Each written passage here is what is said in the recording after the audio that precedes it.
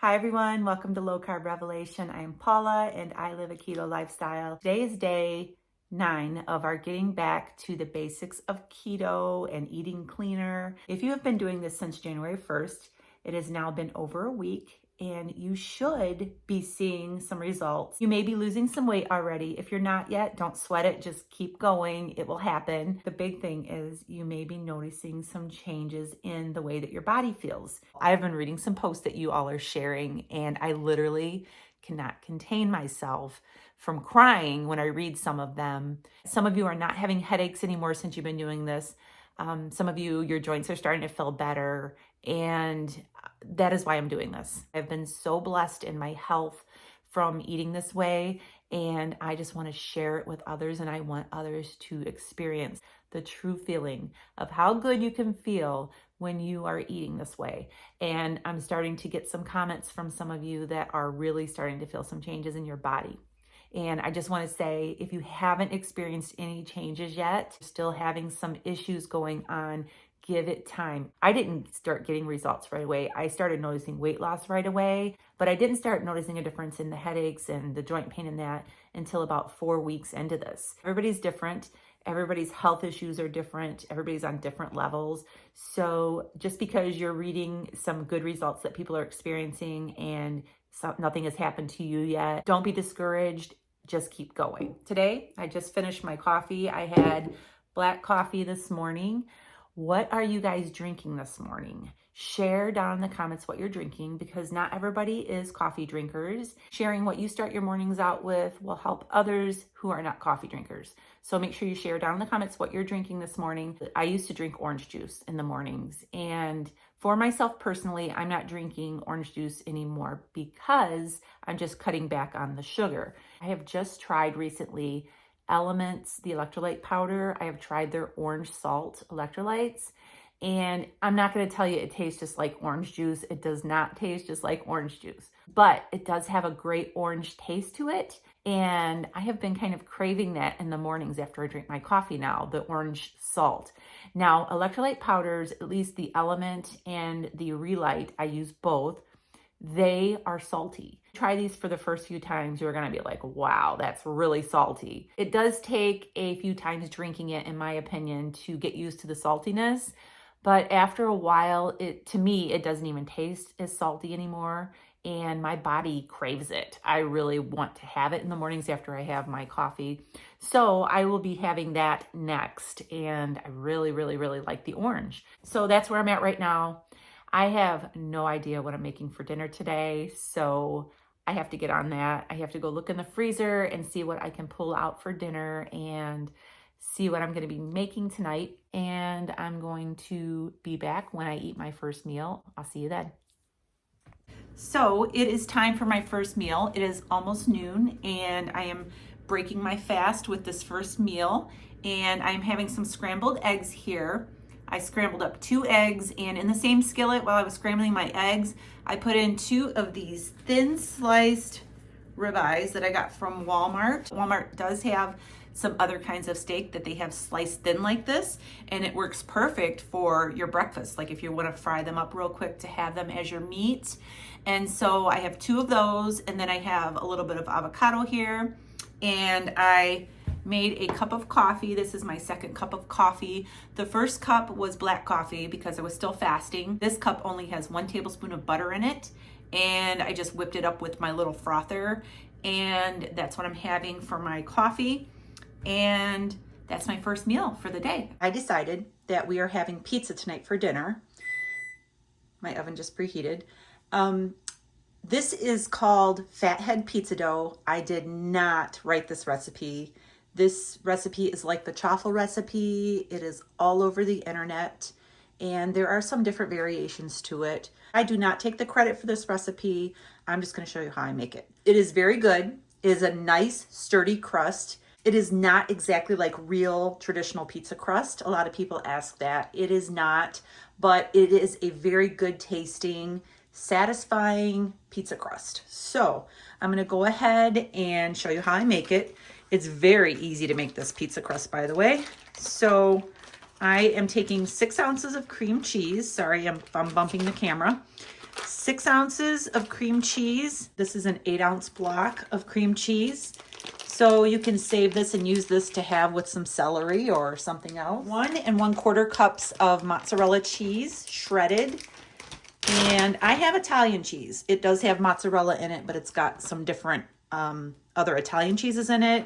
It's the same thing basically.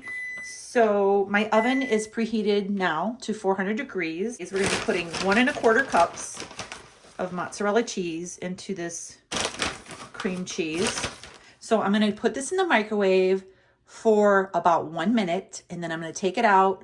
I'm going to stir it a little bit, pop it back in the microwave for another minute, and then I'm going to stir it, and it should be really nice and melted, and I will bring it right back over to the counter. So this is what it looks like. It's just a gooey glob for now. I took 2 eggs and I just beat them slightly.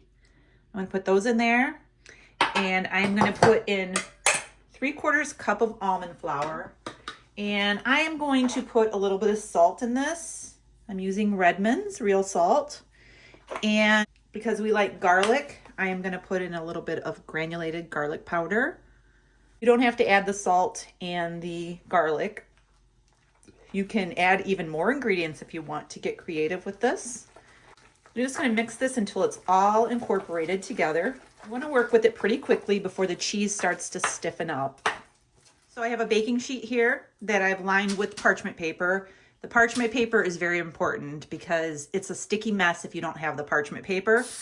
I am spraying some olive oil on the parchment paper, and I'm just going to take this and dump it out onto the parchment paper. I could have mixed that up a little bit better, but it'll be all right. I'm going to take another piece of parchment paper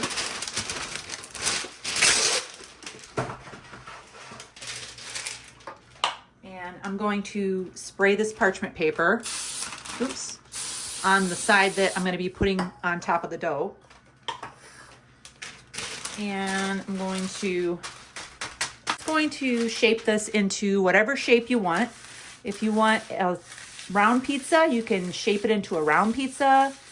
If you want a square pizza, shape it into a square, do it however you want. And also, you can make this as thick or as thin as you want. If you like your crust to be nice and thick, then by all means, make a thicker pizza. I find this crust very filling, so I like it to be a little bit on the thinner side.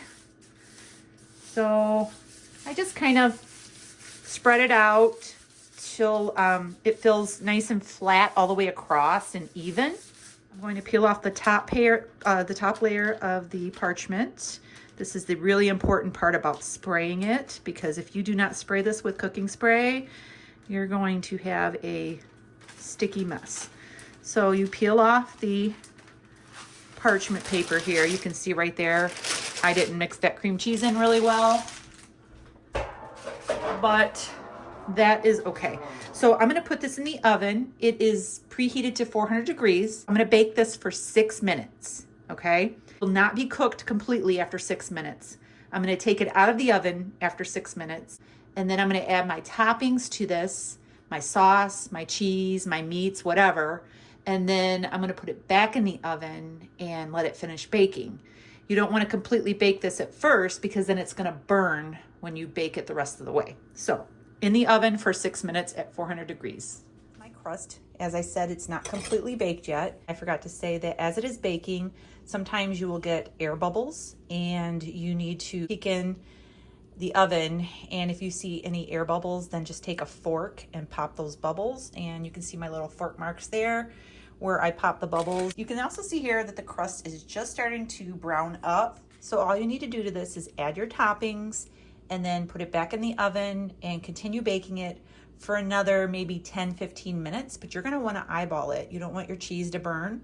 Every oven's different. It's hard to do a carb count on this because everybody cuts their pizza differently, and your pieces may be bigger than the pieces that I cut. I count total carbs, not net carbs. If you count net carbs, it's gonna have a lot less carbs than what I say. But this recipe right here, this crust has 20 total carbs. That's total carbs. And if I cut this into 8 pieces, I'm going to divide 20 carbs by 8. I think it's like 2.5 carbs per piece. So you just have to know that this total crust is 20 carbs, and whatever you eat of it, you just have to do some calculations to figure out your carb count.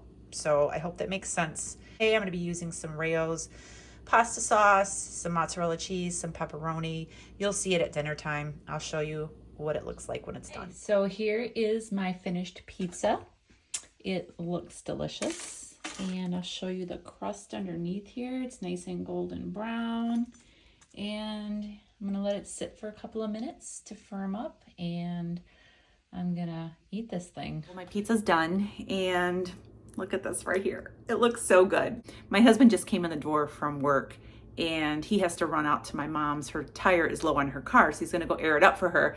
But he grabbed a piece of pizza on his way out to the garage to get his stuff together, and he was like, wow, this is delicious. Look at this. You can lift this pizza up. You don't have to eat it with a fork, and it's brown on the bottom, and it is pizza. So I'm gonna go ahead and try a bite for you.